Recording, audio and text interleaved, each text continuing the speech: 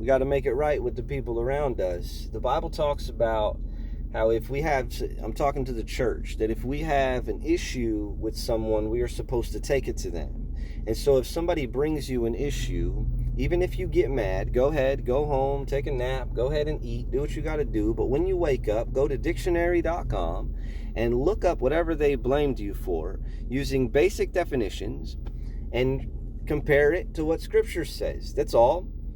And so last time I preached, I talked about how God really cares about the relationships with the people left and right of us, the people, the way we treat each other, and the way we treat others. And Jesus, it matters so much to God that Jesus even teaches that if you have a gift for God and you remember that your brother or sister has something against you, leave your gift on the altar and go and settle it with them, because it's important to God. We can't miss that God is more concerned about your reconciliation with your brother or sister than he is getting the gift you have for him. Priority-wise, he says, go do that first.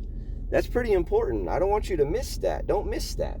And so I didn't talk about the rest of the passage, but the rest of the passage says that if you don't make friends with your opponent, he will hand you over to the judge, and the judge will hand you over to the jailer, and the jailer will throw you in prison until you have paid the last cent.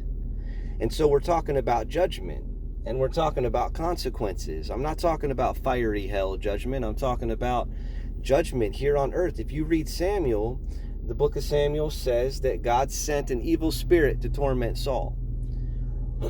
And I know that messes up some people's theology, because some people think God is love and they have the t-shirt and the bumper sticker, but that's not all he is.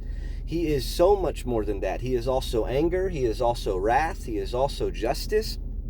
He is also pure. He is also good, and he is also holy. How can a good, holy judge not punish?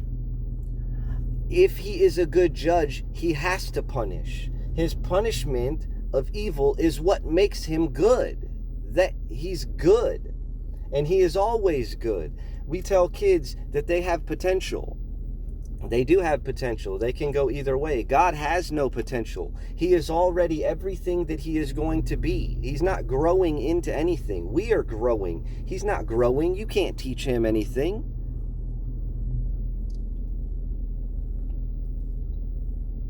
Make it right with the people around you.